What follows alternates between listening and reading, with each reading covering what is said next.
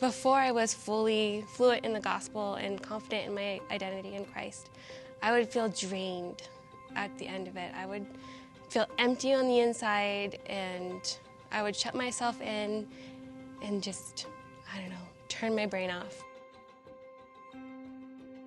I grew up in the church, and when it came to sharing the gospel or evangelism, any of those conversations, it seemed really intimidating to me. As someone who is a super introvert, doesn't really like talking to people all that much, especially people I don't know. Gospel fluency is this idea of being so versed, so understanding the gospel that we can apply it to any and every situation that we may come in contact with. And so whether it's a parenting situation or if it's a relationship thing, how is the gospel good news for that current situation?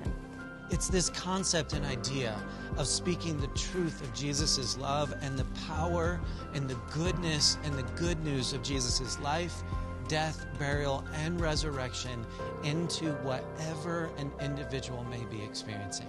It starts with being in relationship with people, knowing their stories, and then when the opportunity arises, speaking gospel truth into their life. Recently, our missional group did the study Art of Neighboring.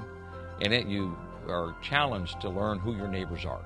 And Paul and I were kind of ashamed of the fact that after living in the same neighborhood for 20 years, we didn't know all of our neighbors. We decided that the best way to get to know our neighbors was this last Christmas. We took them all an apple basket.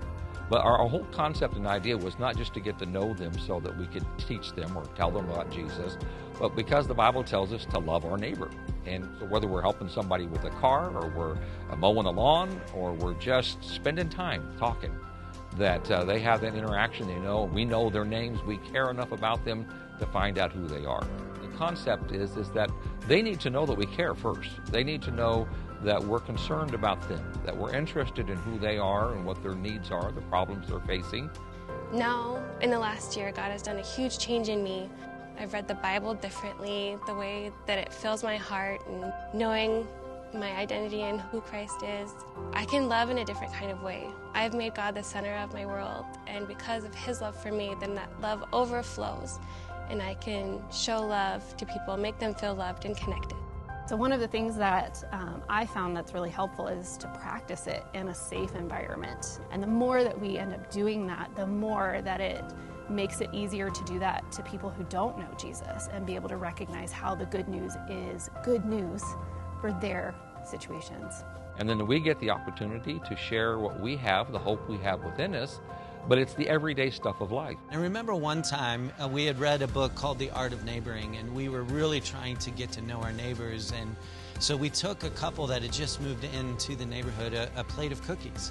And on this journey, we started this relationship with them to where one day something extremely tragic happened in their family life. And so as we began to kind of talk through this very tragic circumstance of a loss of life in a very horrific way and how it was impacting their young son, Gospel Fluency allowed me this opportunity to speak the hope of Jesus into a hopeless situation.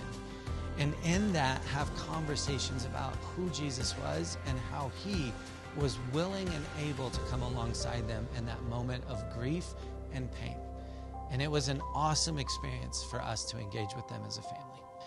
That is what Gospel Fluency is all about, and something we are excited as a church to engage and learn how to do more effectively.